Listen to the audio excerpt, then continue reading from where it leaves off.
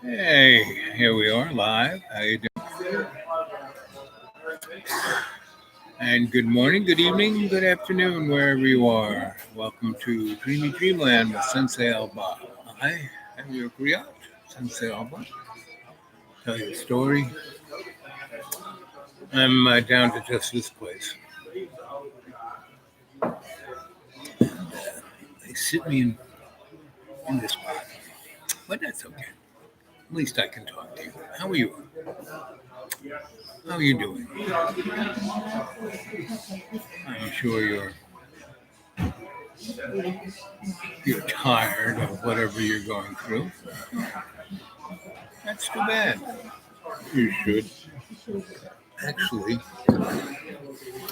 I am the poster child of social distance. My nearest neighbor is 2 miles away. Yeah, this is the closest I come to people.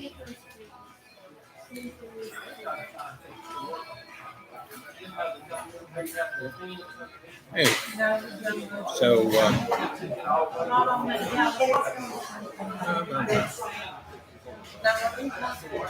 I've told you this story many times. And hey there, AI, how you doing, buddy? So it's good to see you. I am doing this only because you guys, I want to at least put one show a week up.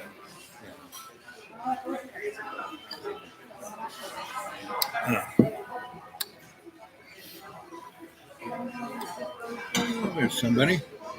Sandra B. Sandra, have you sent me a Gmail? My Gmail is the dude awake 42 at Gmail. The dude awake 42 at Gmail. The dude awake 42 at Gmail. So send me a little Gmail and add your phone number. I'll give you a call. We can chat. Even though this is a live chat, it's a little tough. But as I was saying, Sandra, that I've told this story a number of times. And here it is, the last day of May. Right? Tomorrow is going to be the first day of June, which is kind of for me the first day of summer. Welcome, my name's Scott. Carry it. Yeah, and anyway,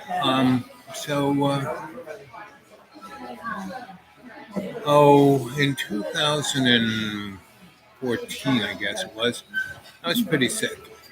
It had to be after 15 or 16. Could be 16. Anyway, I died in 2013 or 14 working for the Desperate Lawyers. And you put the email address in the comments, please. Okay, I'll try. But it is the dude awake 42 at Gmail. But yes,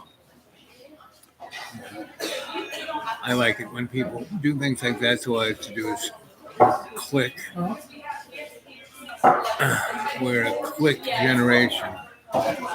There's a click of your automatic or click of your mouse. We're the click generation. But anyway, so I pretty much ran out of money, sold everything, had nothing. I still do, right? Which is good. It's pretty amazing having nothing. Yeah, I got no responsibilities, really. And the other side of the coin is, so I was very blessed to sell the school to one person, the canary in the coal mine, John. And he sounded really well by it. He took care of the school in ways I couldn't because he's got money. His mommy and daddy give him a lot of cash. And so and he was very nice to let me be his manservant for about a year and a half. And he has a YouTube channel, and it it he had one viral thing where he played Ronald McDonald, but all this other stuff. And he started YouTube when it started, like 2011 or whenever it started. So if you started that early, you should have a pretty big audience. Anyway, I started 2 years ago, as of May 8th. We know we'd like to get Right? for lunch, or do you need more time? Boo, boo, boo, boo, boo. Can we get that started for us? Anyway, and I would tell John stories like I tell you stories, and he started videotaping them with his phone surreptitiously and putting them on, and thousands of people responded. He didn't tell me. He made pretty good money out of it. So he kept me around because he was probably making $1,000 off of my stories a month, maybe even more. He would never tell me, but every time I said I don't want to do this anymore, he got very upset. And I have this rule: doctor, do no harm. Do not get yourself involved unless you can get the innocents out of harm's way with a positive exit strategy, or don't get involved unless you can learn something. So,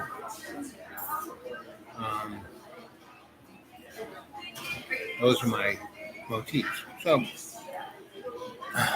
I tried to help John by being a good example, by leading with another kind of rule I have. I try to have good thoughts that bring good words out of my mouth, which bring good actions, which bring good outcomes. So,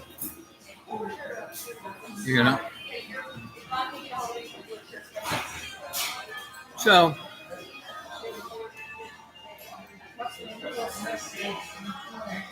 I did my best with John, and I was his manservant. I ran his errands and did things of that nature. But at a certain point, he got anxious and threw me out. And then I would go, and he'd like me, and I'd have to leave. And I usually had no preparation for that. There was no telling when that was coming. But after a year or so, I picked up on that. My spidey sense would pick it up, so I'd be ready. I had the car packed. I'd just get in the car and go, instead of him watching me move things and try to talk him out of it. Anyway, but one of these times when he was really emphatic, and luckily it wasn't. There were times he threw me out late at night, and driving down our 3-mile riverbed of a driveway from the school is kind of hard, and there's mountain on one side, cliff on the other. But I knew every inch. So, but the thing that would be, then I'd get out on a farm road, and then I'd get out on a county road. The county road would be the worst because I'd be driving along, and then the headlight would hit me in the eye, and I wouldn't see anything for 2 minutes. And on a windy road, black as night, no lights, can't see anything, not even shadow. It's kind of hard. Anyway, but John didn't have any empathy or understanding or realization or being able to put himself, in your shoes. So, Yeah, I got that compiler working. Oh, let me get that in my answer.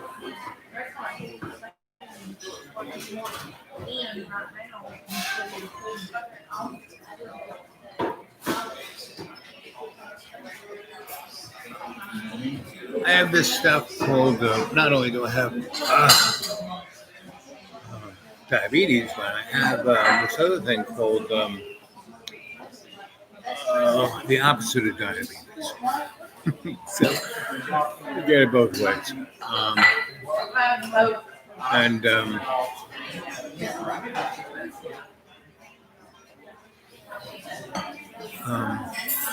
hypoglycemia. So I'm a little hungry. So and making me wait 45 minutes, and there's nobody there. Anyway, so one of these times when John threw me out, I ran into this guy who was what I call one of these suspects. Roanoke, Virginia. When I stayed in Roanoke, Virginia, other than I was, I had Carillion, which is behemoth of a medical institution, and I could put myself into their bureaucracy to be taken care of. Anyway, so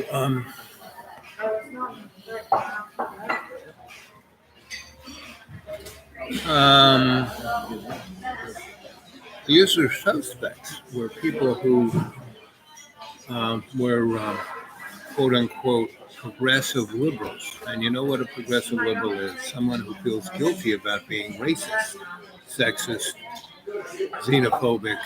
I mean, they are all of those things. They're always talking about those people, but they feel guilty about it. So,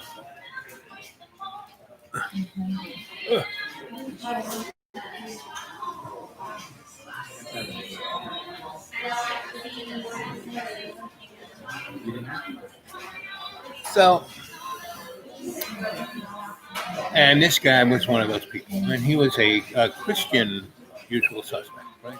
And so he had a nonprofit that he made his living off of, had a nice house, cars, and his little gimmick was he gave college kids an opportunity to experience what being poor like, right?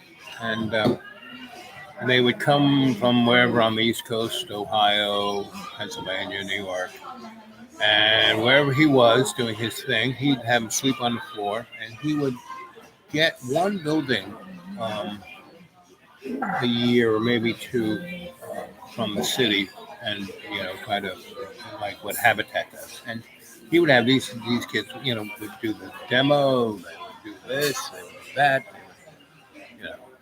and, slave labor. And he would get $300 a kid for taking care of them.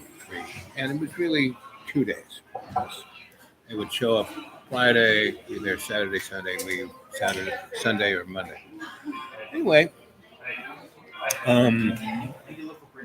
and so he did pretty good with that way, because then he would sell those houses at market interest.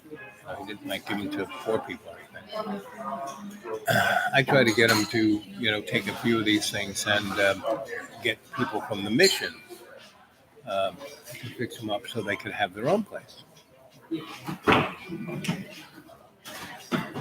Can I be helped? Can someone take my order? I know what I want. Okay, I'll get some more for you.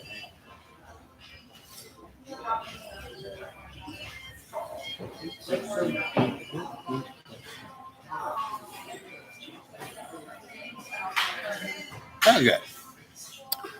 So,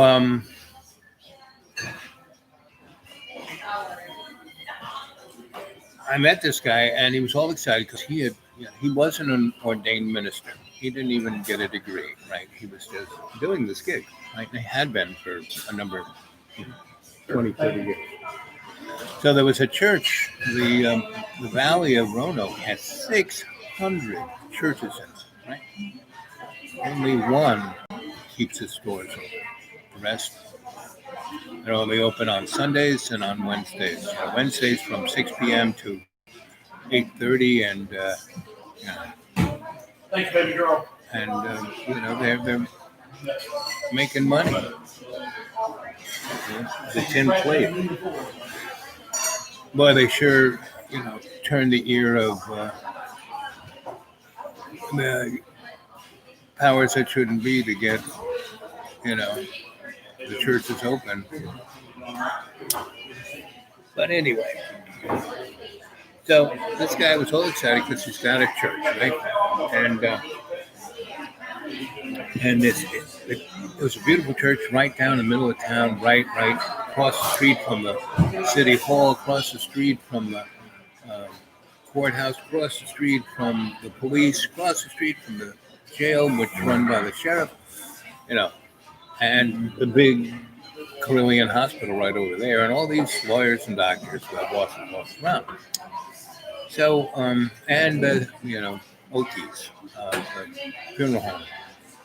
So, and the biggest Baptist church of the 600 churches is like, right over there, just, not across the street, but about 2 blocks away.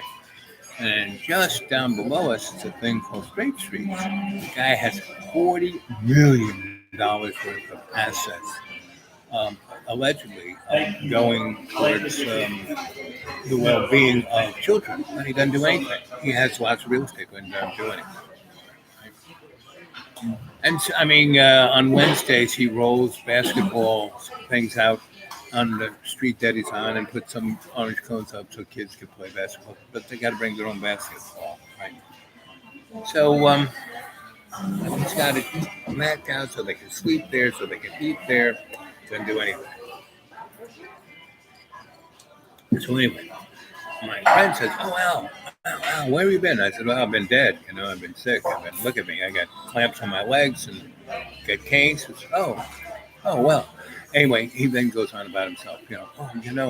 How about you taking care of? I just got a church, and I'm going to be the pastor, and you could be the outreach expert because that's what you do so well. And I said, okay. So I have no place to live as well. They have this, and he takes me over to church. It's amazing. Beautiful church, stick about 400 people in the sanctuary. It's beautiful, built in the 1890s, mahogany, everything. It has a pipe organ. It's just amazing, right? And in the back, they got a whole,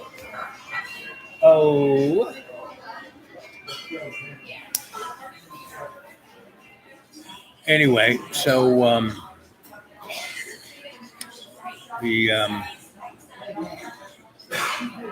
so they had a school in the back, which they didn't use, right? Because there was only 40 old people. They had one, in 2000, I guess it was 16, it was 2017, maybe even 18, the winter, 17, 18.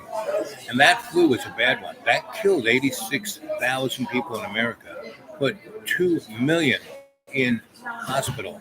And when you have 2 million people in hospital, the average is you've got about 8 million to 18 million at home. And that was the flu, 2017-18. Anyway, so that killed half of that old white church. It used to be 80 people, now there's 38 people, right? And that's when they got this young guy. He was in his 40s, maybe 50s. To them, he's a young guy, and he's going to be a firebrand. So he got me to be the social outreach guy. And I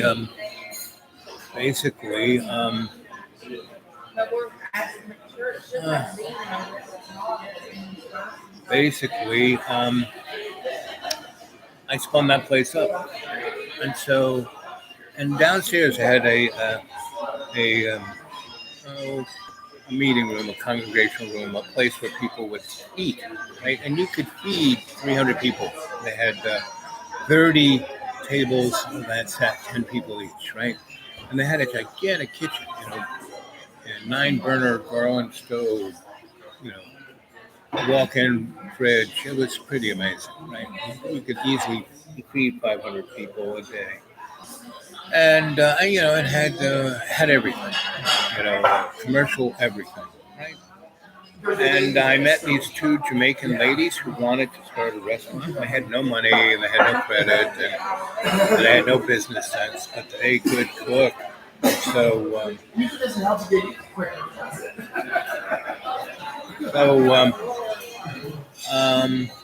you know. Okay. So anyway, I started a thing called the No Fear Cafe, which was lunch between 10 and 3, right? And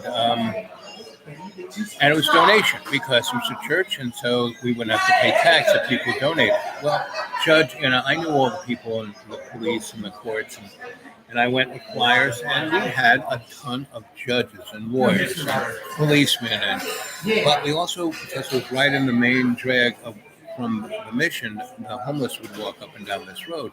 I would bring them in, right? And that's all I'm saying. They could give whatever anybody could give whatever they want, right? When I was the maitre d', and I would put a judge and a few lawyers and a couple of cops and a couple of doctors and nurses and an electrician or two and homeless people and criminals who had just gotten out of the jail, and they'd come over for a meal, and I'd have them. I'd start a conversation and get them talking, right? And we did that for about 2 months. And along with that, we had anybody who wanted to have a meeting, they could have a meeting, and we started a daycare center. And I had a woman who was an amazing dancer, and we taught ballet and modern and tap. And I found a person who was a great pianist, and he taught music. And it was good. Butter sour cream, man. And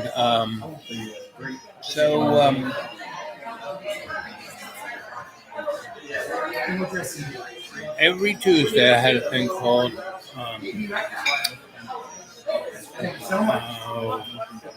Team Tuesday, right? And anybody could come and lecture or have a meeting or do any of that. But it had to be about something that they were going to do, a positive do, right? And so we basically had these people would come and talk about their moved to Africa, or they're working in the Appalachians for the poor, or this or that, or organizing something in the neighborhood, Black Lives Me, Me Too, a whole bunch of different groups. If they didn't have a place to meet, they could meet there, right? And if nobody was meeting, I would still make a pot of soup every Tuesday, and people could come in and just talk, right? Action Tuesday. Anyway, Team Tuesday. Action Team Tuesday. Thank you. Anyway, so this guy comes, and he's from the Workers' Day party, right? And he goes, "Hey, I have these girls who are going around America talking about the Ukraine. And can they come in? I'm going to advertise. Can they? I have no place to have them speak. Can they speak here?" I said, "Sure." So the girls show up, and it's like February. It's cold. And I make a real Ukrainian meal. I made borscht. I made blimtzes. I made a whole bunch of other things. There was a actual Ukrainian Polish. Are you ready to take my order? I am. You're ready. I sure am. Was about 30 minutes ago, but this is what I want. And I pretty much have the same thing every time. Okay. And that is catfish sandwich Catfish sandwich. with the vegetables grilled, right? And could you give me a little more water and a lemon and a lime? Yeah. And I'll, do I get one or two sides for the bag? The catfish. I think it's only one, and I think it's just chips or small. Small. I'm small. Okay. And how much do French fries cost? A side of fries. If you got it with your sandwich, it would be $1.50. But if you get the slaw, you have to get the fries kind of separate. And I think it would be like $3.49. Forget about it. I Okay. just have them. Is it just the slaw? Oh, actually, can I have the French fries for $1.50 instead of the slaw? Okay, Yes, of I'll have course. that. All right. Yeah. And so the other thing, yeah, put that in.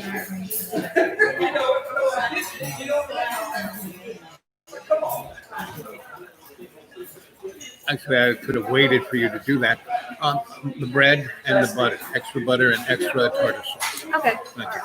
Thank you. I mean, I could have waited, but thanks for interfering and getting that message out. That's really great. Thank you.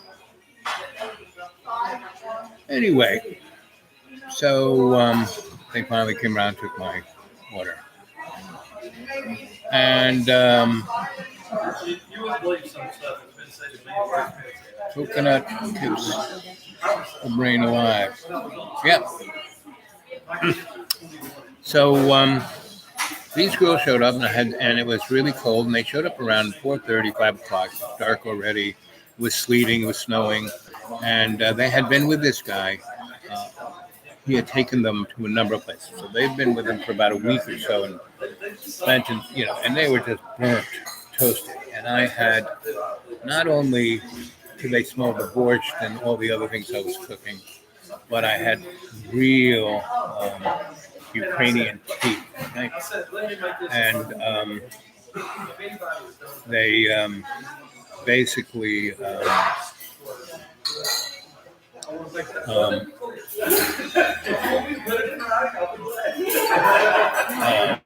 basically I gave him tea, and I gave him these little sugar cookies and these other Greek, honey, fava dough, and nuts, right? Those cookies, and they drank the tea and the cookies, and they were, oh wow, this is great. And I kind of got their story, and they both were, girls from back in the day when Russia ran through Ukraine, and it was part of Russia.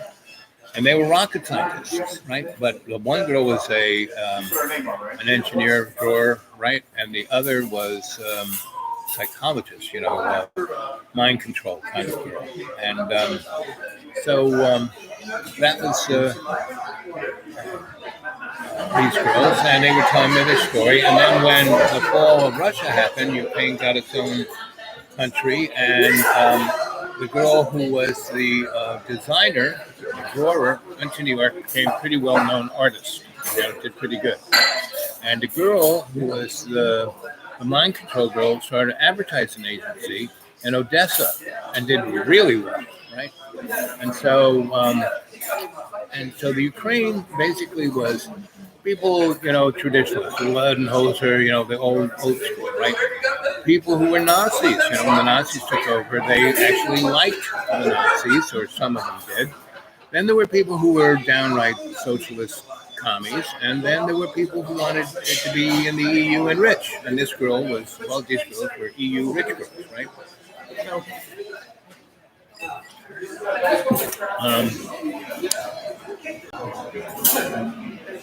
Josh, how you doing, buddy? Coconut saves your brain. Yep. So,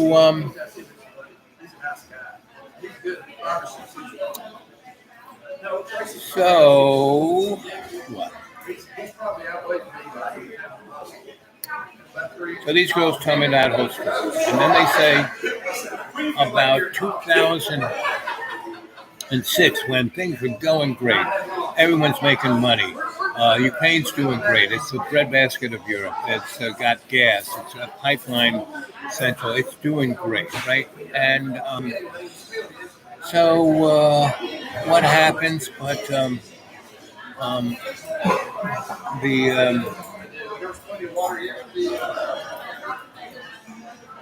they have like one TV station when it was communist, right? Then they got 2 or 3, from the neck of the woods, of people who were running other stations, and now they had about 4 or 5.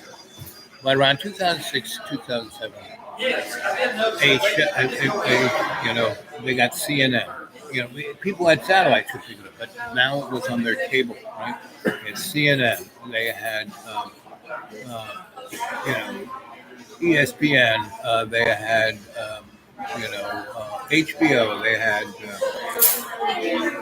Thank you, dear. And I got you some extra butter like you asked. You're the best. And then do I need to bring anything?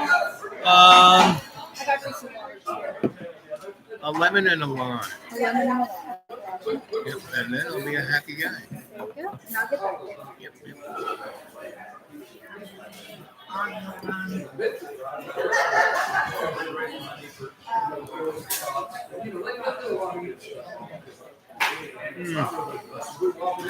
So,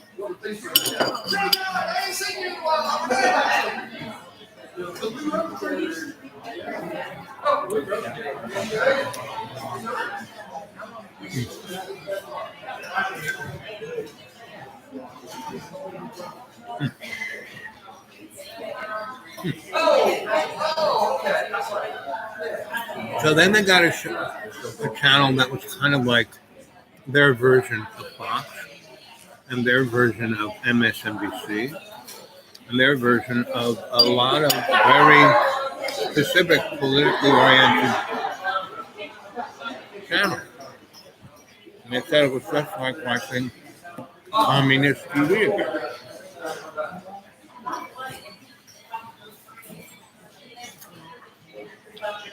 And as this happened, Paul Manafort came to the Ukraine and got their version of Donald Trump elected. A very nationalist, xenophobic, hate-ridden guy, and he fermented war with Russia. Whereas the other guy before him, who wanted to, join the EU, was actually getting along very nicely with Mr. Putin and his guy. Because it was all about money, that's what it was, about money. And so, and the nationalistic guy, not so much about, he was driving the economy into the ground.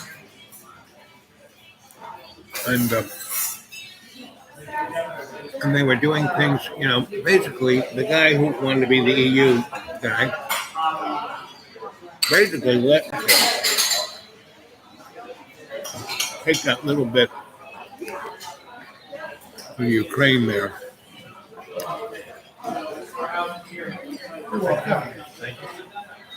And everything was doing great until the nationalistic guy came, right? And he basically fermented war. And first war amongst the other Ukrainians. So there were like maybe 8 different tribes. And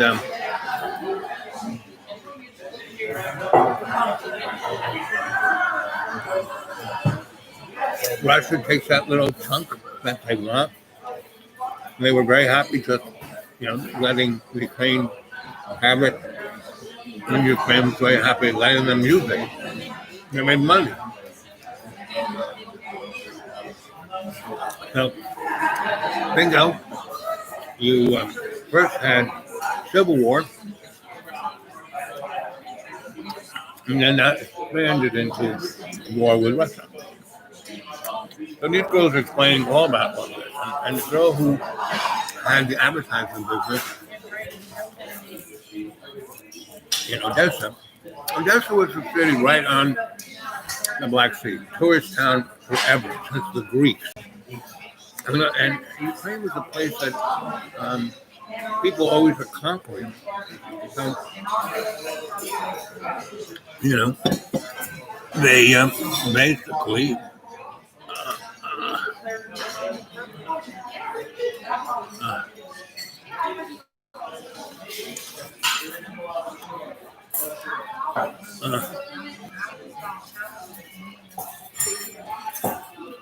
sorry. Well,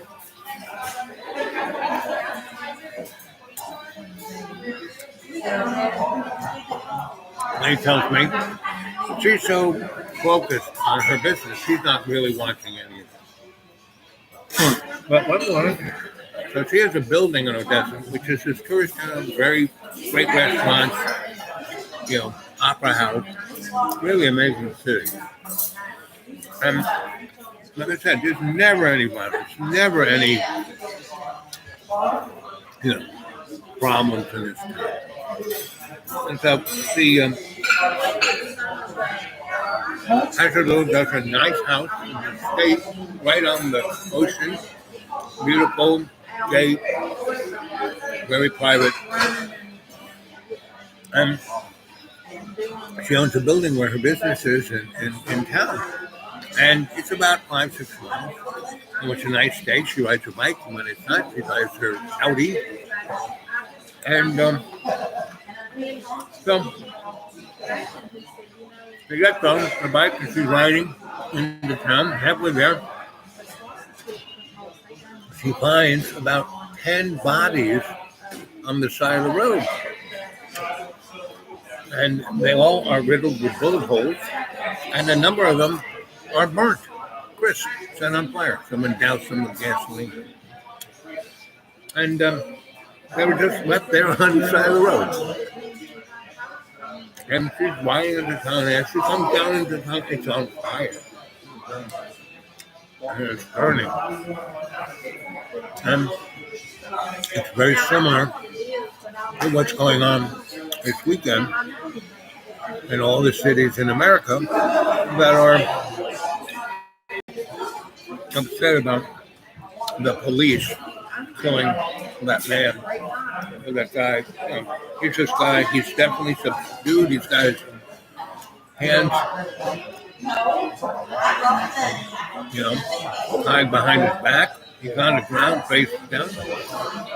This guy is kneeling on his neck. Kills him. And there are a whole bunch of other police around just watching him do it. Now, I didn't look at the video, but it's as bad as the other video of the two white guys who chased down a black man and shoot him for blood. Because one of them had been a policeman. Until that video went viral, nobody's going to do anything. Now, the interesting thing, in the last 10 years,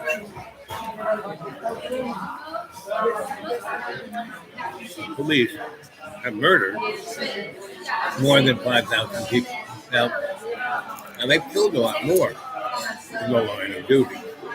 But this is 5,000 people like this guy who's, incapacitated, who's not a threat, and plus for some reason they kill him, right? And there are a lot of reasons. They shoot him, or this one, they that, or they bludgeon him, or they spray him with, you can't believe how many people died from allergic reaction to pepper spray, And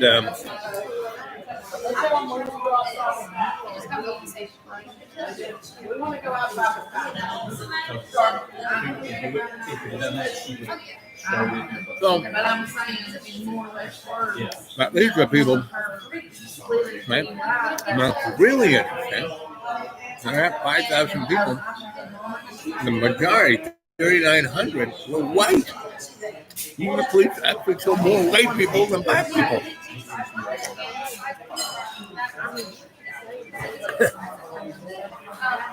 And we made that back too well known. Anyway, so this woman is telling me about how America, this is what happened to the Ukraine is going to happen in the United States. And she sees it, and she wrote a book about it. She's like a mind control, that's what she did for the Russians. She knew, once she put her mind on observing, she's seeing that all of this is mind control. And this is going on in America.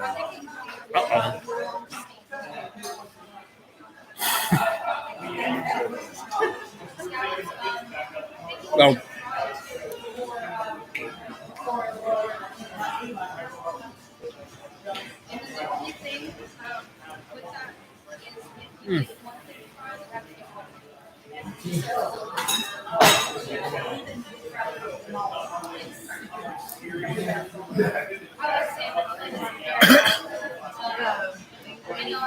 Yeah. You have big cake, right? so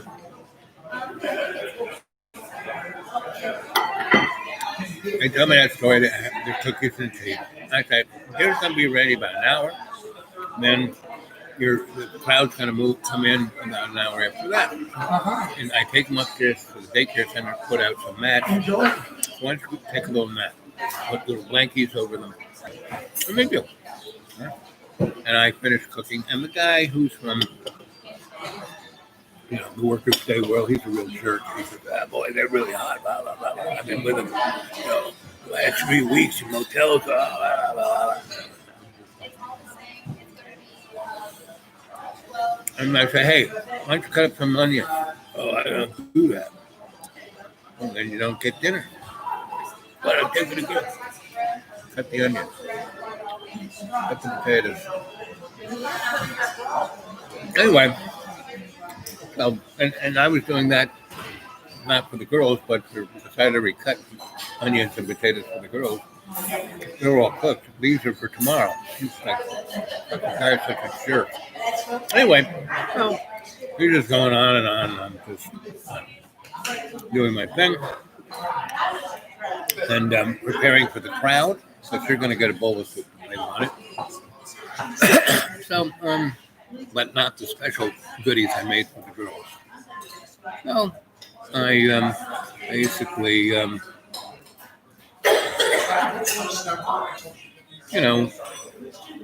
after an hour, went and got the girls, brought them down, and gave them this just straight up amazing, Ukrainian meal.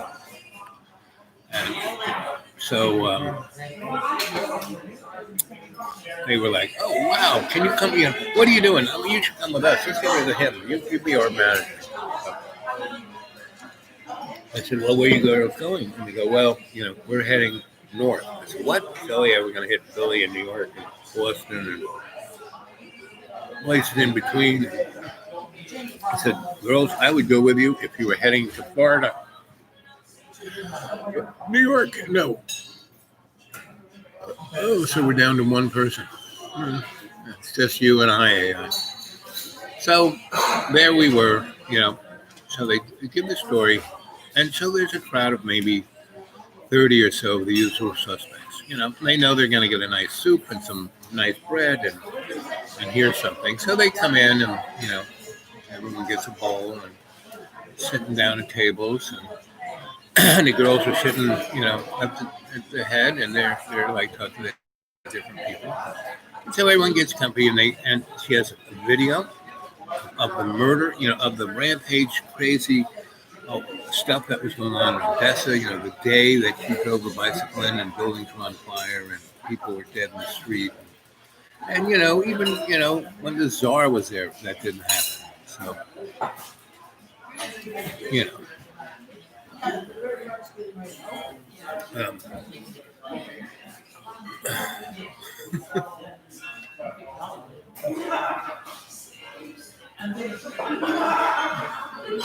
So they tell everyone, hey, you better watch out.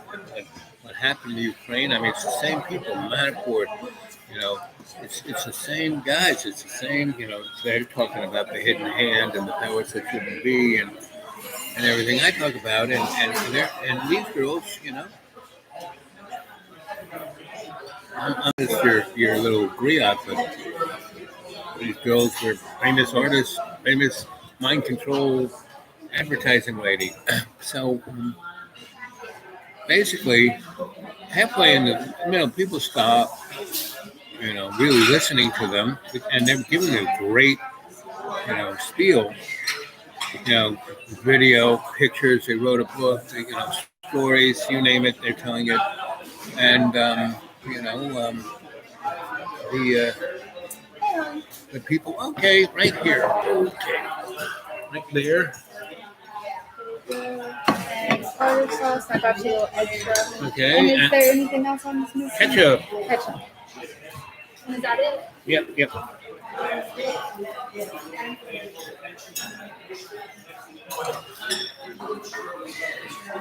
My sandwich came.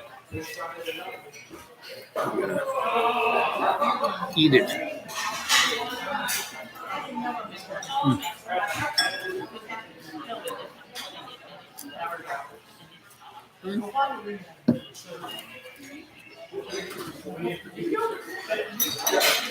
So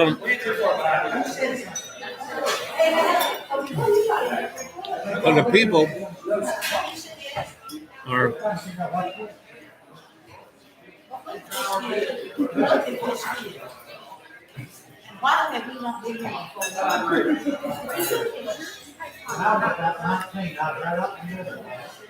one last thing. Salt. A what? Salt. Come. Of course, we were, kids.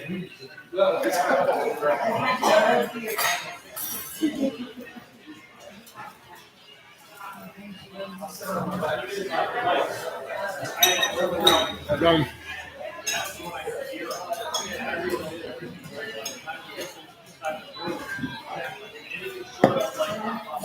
Here you go. Thank you. You're welcome.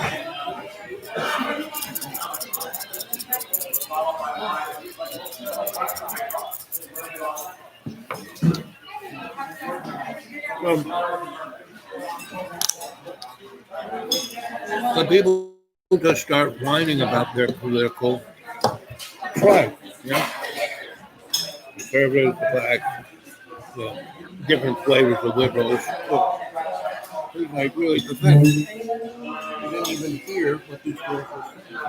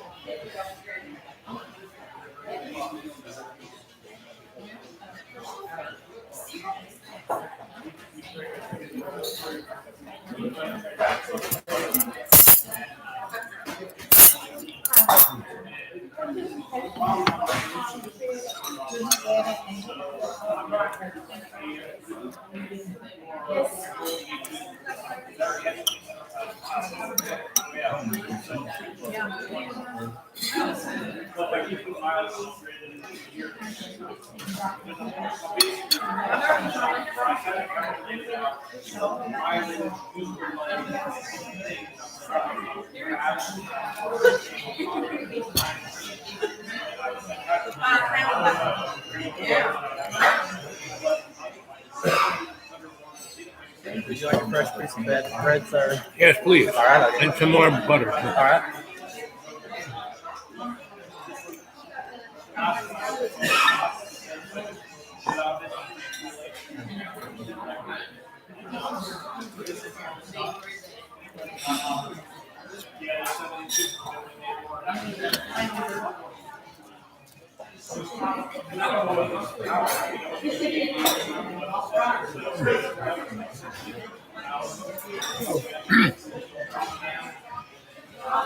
Let me forget it.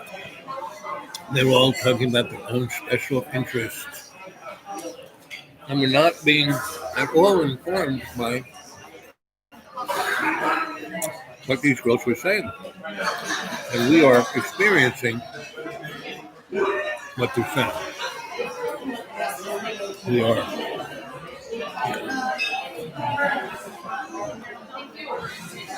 And the dark night is upon us.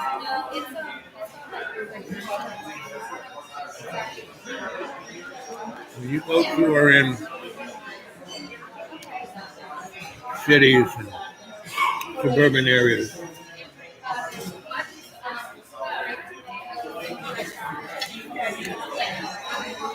even rural areas,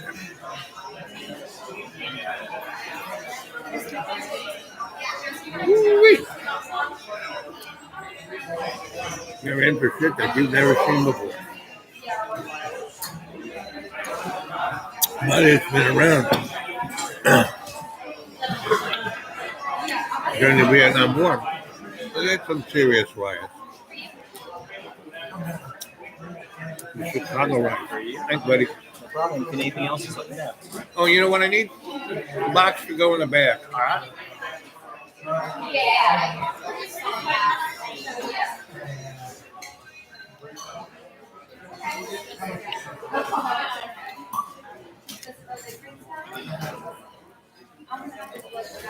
What else did you say you needed?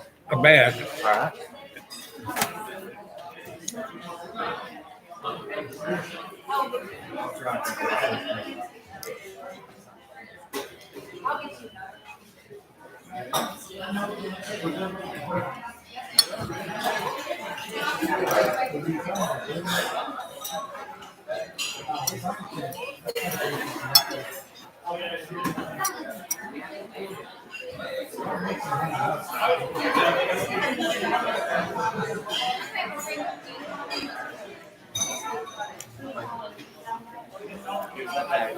Thanks, buddy. And could you ask my server for my check?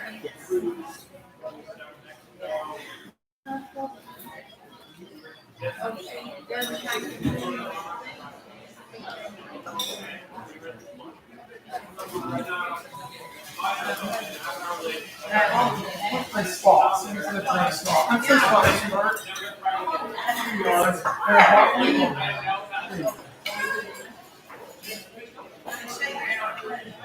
how many checks am I doing here? Just one?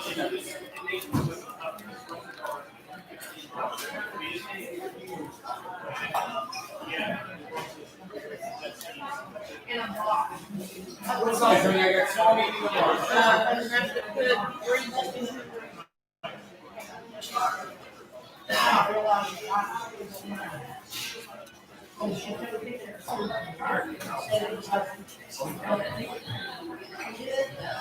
Thank you.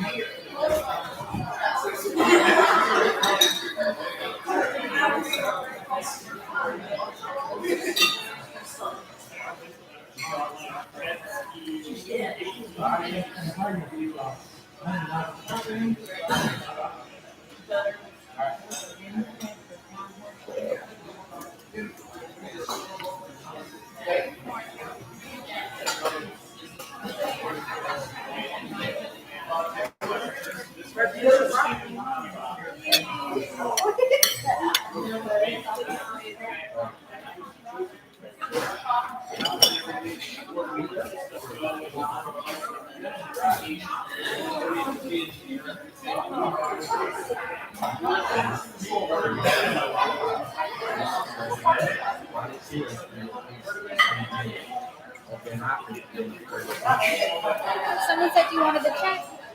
There you go. Here. Okay, here you go. I'll be right back. Yep.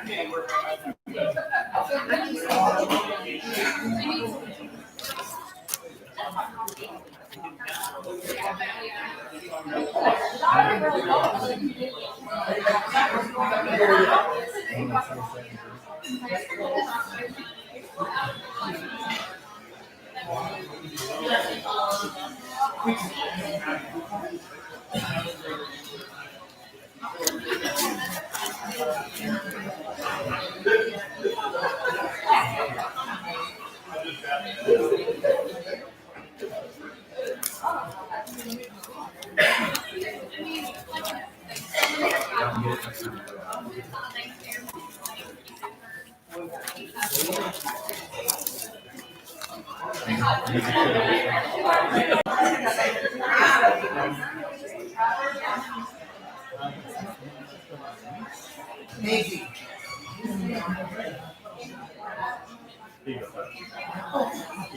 All right, buddy. Thank you.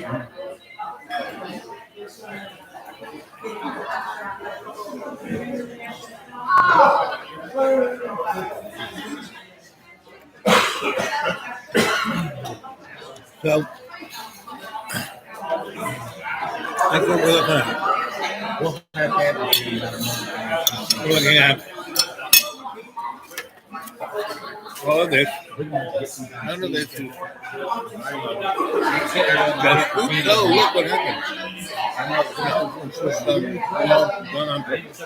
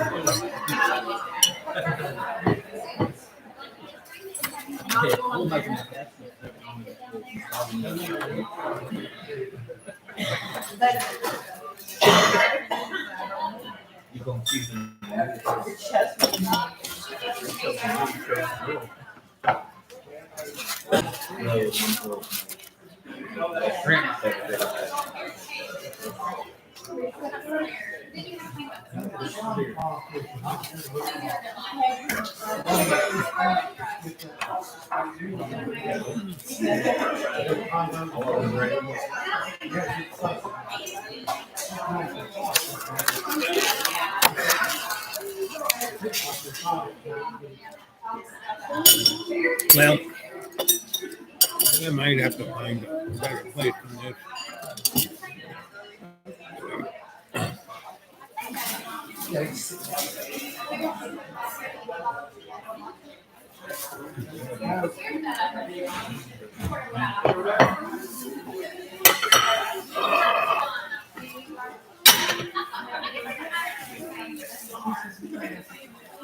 Anyway, so those girls basically told the future what was going to happen. Right? And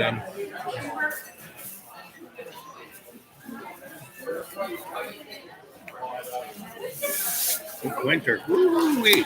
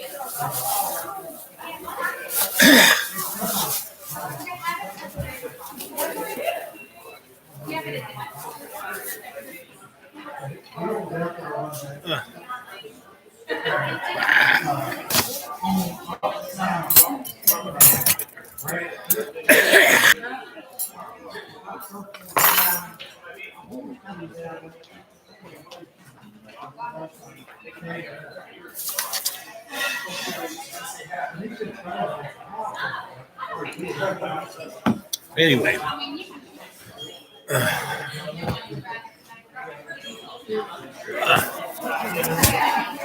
yep. So this show has been 58 minutes long.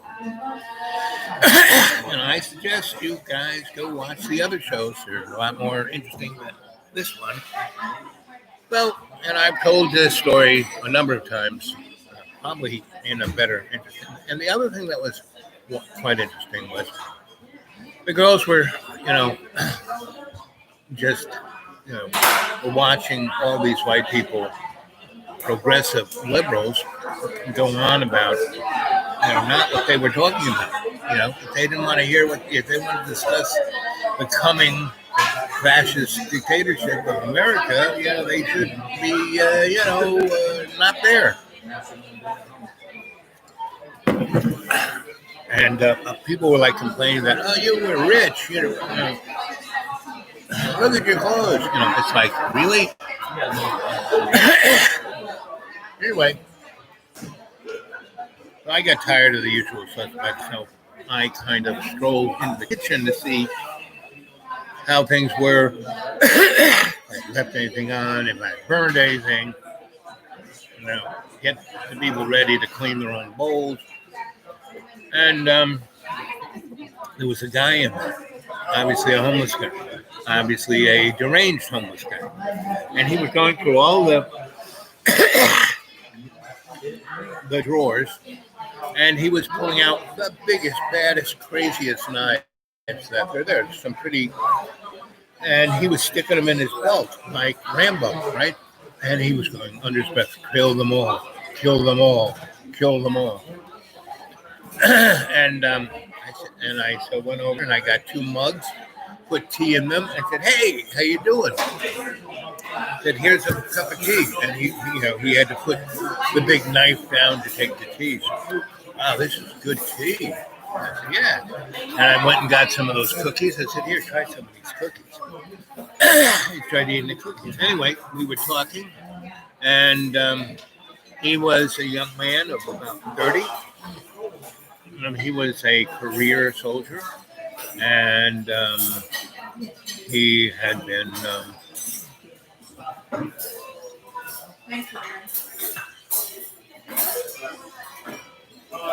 he had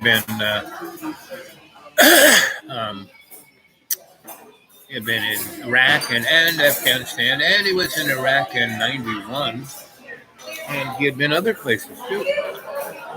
And this guy was a stone killer, but he was a nice guy. When I had him with cookies and tea, he was very nice. Anyway, so we were talking about it. I said, "So how come you're not still in the army? You still got..." "Well, things happened, and I got cashed out." I said, "Cashed out? How would you get?"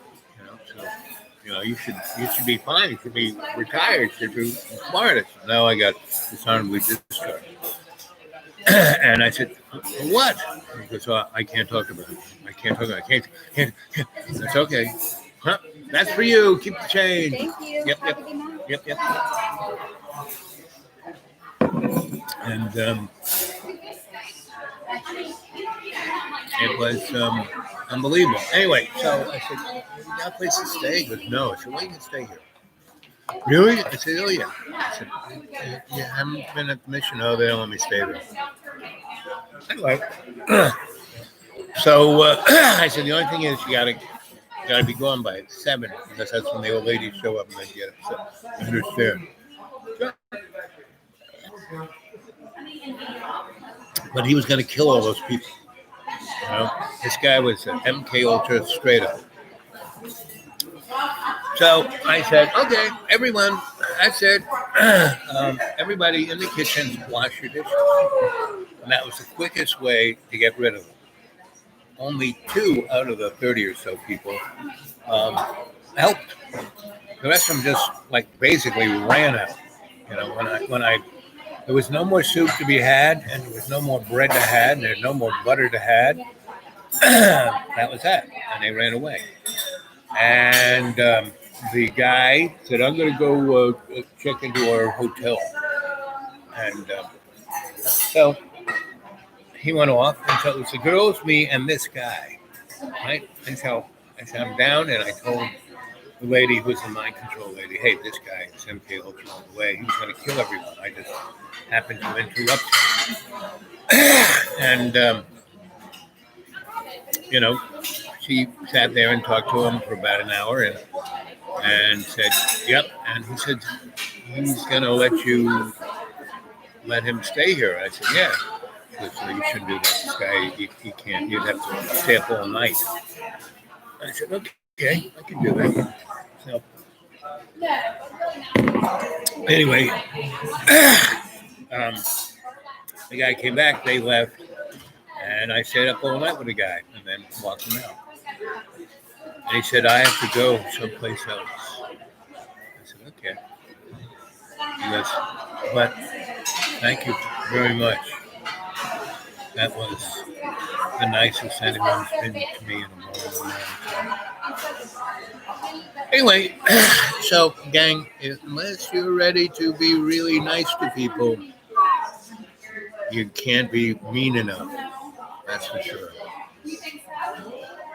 Because the only way I got that guy from not killing everyone was to give him cookies and tea and a place to stay and talk to somebody for a few hours. Right? So now that was an hour and 4 minutes. And like I said, go back and watch the other shows. Come on. Right? And send me some cash at the old the due to wait 42 at Gmail. I have a PayPal. That would be very nice. And kind of maybe one a week is about what you're going to get from me. I'll try and be a little more prepared. But I was hungry. I didn't realize how hungry I was. And hopefully I can find a better place than this because they really.